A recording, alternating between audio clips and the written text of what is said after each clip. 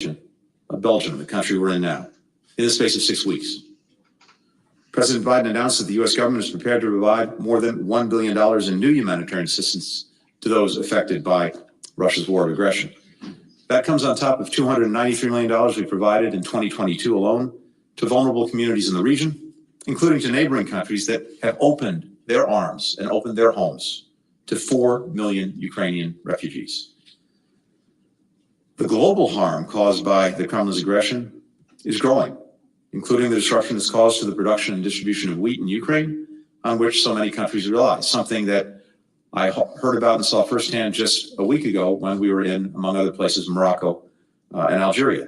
In Africa, where a quarter of the population is now facing a food security crisis, Russia's war of choice has raised the costs of basic staples, worsening the hardship that people were already feeling. So at the G7, we discussed in some detail ways that we can mitigate the war's impact on the most vulnerable people around the world. Fourth, the United States continues to work methodically to collect, to preserve, to analyze evidence of atrocities, and to make this information available to the appropriate bodies. We're supporting a multinational team of experts that's assisting a war crimes unit set up by Ukraine's Prosecutor General with a view toward eventually pursuing criminal accountability. These efforts will also ensure that Russia cannot escape the verdict of history.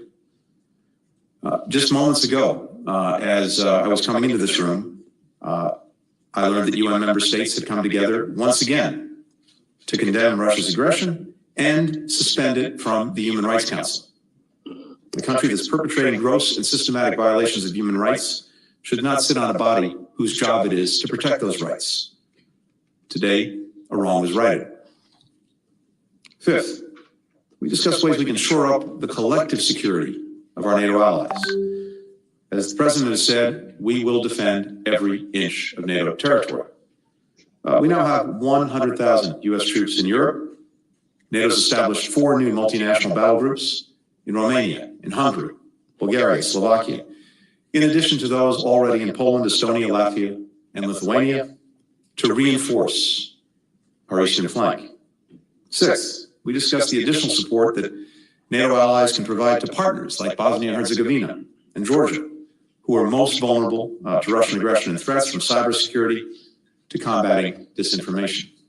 Finally, we discussed at length a new NATO strategic concept. This is the public blueprint for how the alliance will continue to safeguard transatlantic security in what is a rapidly changing landscape. We'll release that document at the NATO summit in Madrid in June. President Putin thought, among other things, that he would weaken and divide NATO. This strategic concept will make clear that NATO is in fact stronger, it's more united, it's more capable of addressing 21st century threats. And I can say unequivocally from my discussions with many colleagues here in recent days, colleagues from around the globe, the revulsion at what the Russian government is doing is palpable. There's a greater determination than ever to stand with Ukraine, to shore up and revitalize the international order that Moscow is trying to upend, to bring to bear even greater costs on the Russian government, to ensure that people are held accountable for their crimes. Thank you. We'll now turn to questions. We will start with Vivian Salama from the Wall Street Journal. Thank you, Mr. Secretary. 2 questions, if you'll indulge me. UK Foreign Minister Liz Truss said today that allies have agreed to help Ukrainian forces move from their Soviet-era equipment to NATO standard equipment on a bilateral basis. She used very specific language there. So is the U.S. going to match that pledge? And if so, can you tell me a little bit about the timeline when you plan on doing that?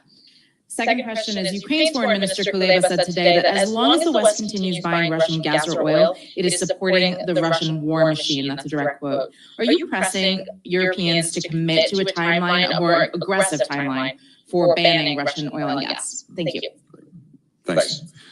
So on the first question, first, as you know, as I said, we have been individually as the United States and collectively as partners, more than 30 countries, providing to Ukraine the weapons and systems that we believe it can use most effectively and that it needs to push back against Russian aggression.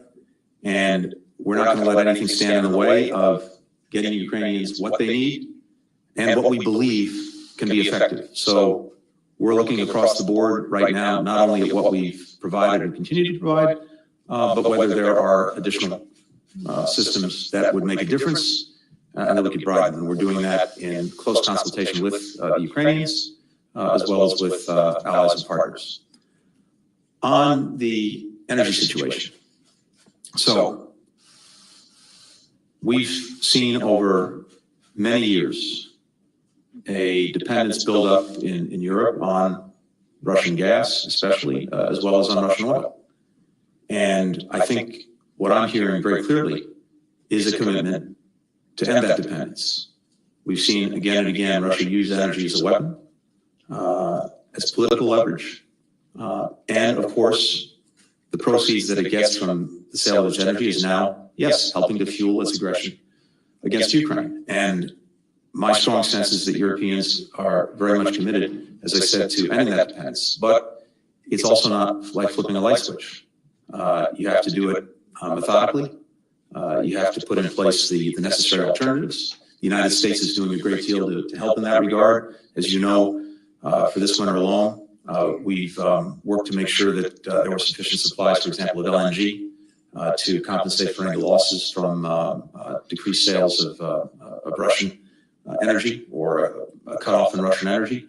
Going forward, you heard President Biden talk about this a couple of weeks ago when he was here. We're committed to increasing the supply of LNG. Other countries are taking steps to increase supplies of different kinds of energy. And as I said, Europeans seem committed to moving forward on this. I think it also tells us how imperative it is that we accelerate the transition to renewables.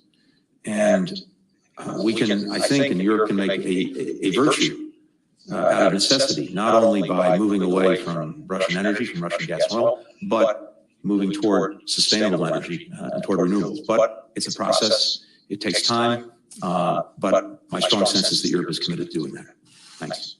Missy Ryan, Washington Post.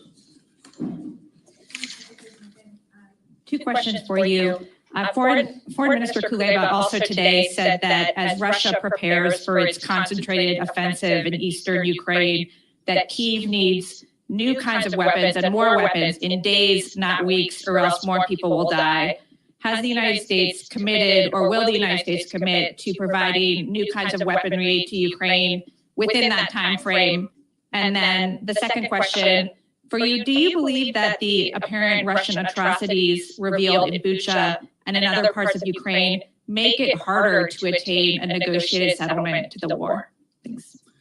So, Missy, again, on the weapons, we've been doing this, all along. By the way, the provision of weapons to Ukraine to defend itself against Russian aggression, President Biden moved out on that aggressively many, many months before the aggression took place because of our concern that Russia was planning and preparing for it. We did an initial drawdown. The president instructed back at the end of last summer, another one in December, and then, of course, many since the aggression. So one of the reasons that Ukrainians have been able to be so effective in pushing back this Russian aggression, of course, it starts with their extraordinary courage, but it's also because they already had in hand the weapons necessary to do that. And then since the aggression, we have repeatedly and continuously, along with many allies and partners, supplied them with the most effective systems that we believe they need to deal with the armored vehicles, to deal with the tanks, to deal with the planes, to deal with the helicopters. But as I just said, we are looking at day in, day out, what we believe they most need, to include new systems that have not heretofore been provided. We're listening to them in terms of their assessment of what they need.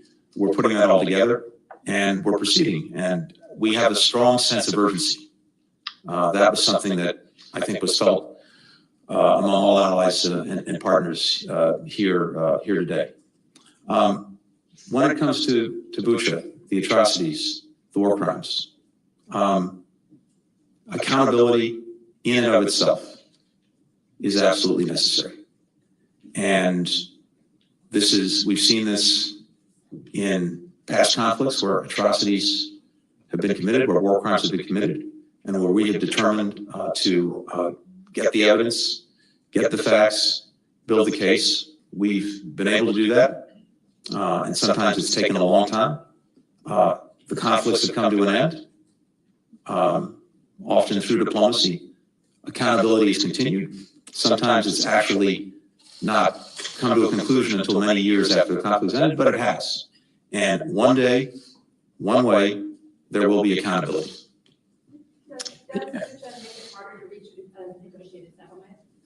The Russians will have to decide if they want to meaningfully engage in diplomacy and in negotiations. The Ukrainians have made clear that repeatedly that they're prepared to do that, but they've heard nothing from the Russians suggesting that they're serious about it. I don't think, in a sense, Bush has anything to do with that. It has everything to do with what President Putin's calculus is, what he decides. What we can do about it, and what we are doing about it, is making sure that the Ukrainians have everything that they need to defend themselves and also strengthen their hand in any negotiation. That we make sure that we're keeping the pressure on Russia and indeed increasing that pressure through unprecedented sanctions, and as well that we shore up NATO's defenses to take away any notion in Russia's mind of extending the aggression being committed against Ukraine to a NATO country. Nick Schifrin, PBS. Yes, Secretary, thank you. Der Spiegel and others are reporting that German intelligence picked up over open lines Russian soldiers specifically talking about indiscriminately killing civilians. Can you confirm that the West has recordings of Russian soldiers talking about that? But the larger question is, what does it say? The Russian soldiers were apparently discussing this over open communications. And one on diplomacy. In the lead up to the war, Foreign Minister Sergei Lavrov either lied to you or didn't know what he was talking about. Can you deal with him in the future? And the connected question today is, European capitals are evicting Russian officials. Will the U.S. follow? Thanks. Thanks, Nick. I can't comment on the specific report that you're referring to, but what I can say is this, because we've said it before.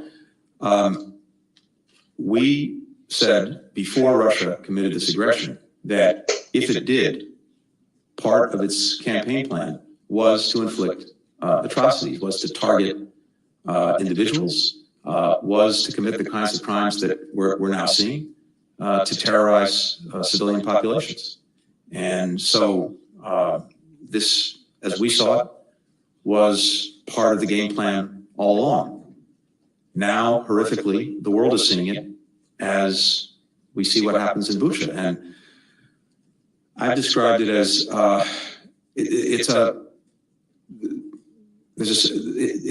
a strange thing going on in the sense that, look, our TV screens have been filled for the last 42, 43 days with images coming out of Ukraine. Thanks to incredibly courageous Ukrainians who are filming things on their smartphones, and incredibly courageous reporters who stayed in Ukraine and are trying to bring this to the world. And yet, sometimes this constant flow of images almost normalizes and trivializes things to the point that people kind of see it as something that's in the background and don't respond to it. But then something so stark, so outrageous emerges, like Bucha, that it hits people. And again, to me, it's like we've seen as the Ukrainians have pushed back this Russian tide, we see with the tide receding what's left behind, and that is horrific death and destruction. With regard to diplomacy, look, there are diplomats from various countries that one deals with in the course of doing your job who occasionally have, or more than occasionally have, an adversarial relationship with the truth. That's part of the job. And the Russian officials, will the U.S. follow European? We are always looking at this, and we'll continue to do so. We'll take a final question from Terry Schultz.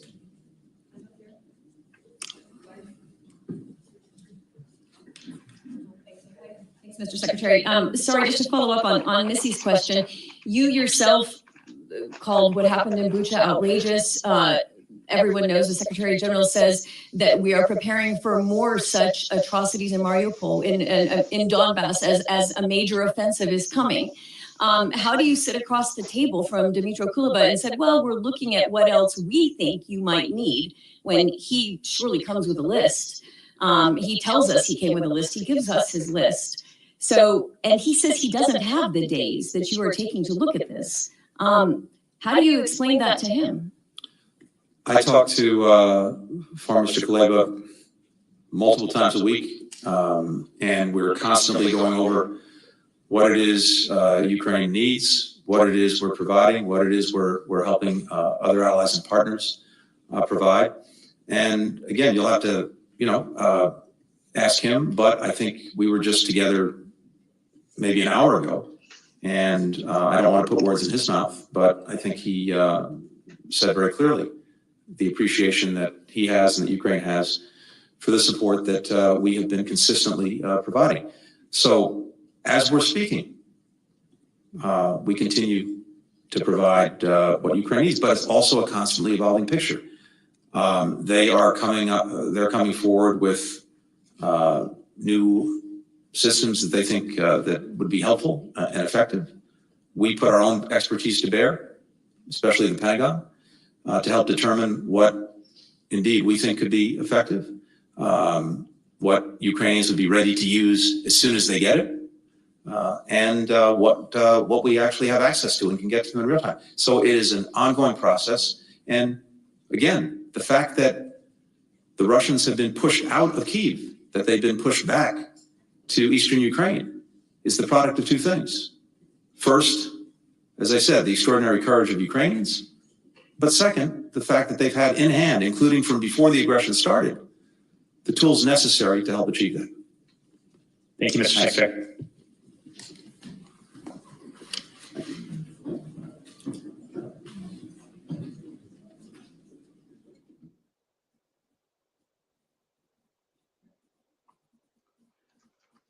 Huyo alikuwa ni waziri wa mambo ya nje wa Marekani akitoa tu ufafanuzi kwa kifupi ni jinsi gani vita vinavyoendelea kati ya Ukraine na Russia, na jinsi gani taifa hili la Marekani linavyoendelea zaidi kufanya mazungumzo na viongozi wa Ukraine, pamoja na jinsi gani wanavyowasaidia taifa hilo la Ukraine kuwaondoa Wamarekani katika ardhi ya kuondoa wanajeshi wa Russia katika ardhi ya Ukraine. Hii ni American Swahili News pamoja na Swahili Villa Online TV. Tunakamilisha taarifa hii kutoka moja kwa moja katika studio zetu za hapa Washington DC, na katika Washington DC pamoja na Columbia, South Carolina na Abdushatir ya Arusha. Matangazo haya kwa upande wa pili. Asanteni sana kwa kutufuatilia, msisahau kusubscribe, kushare na kulike video zetu.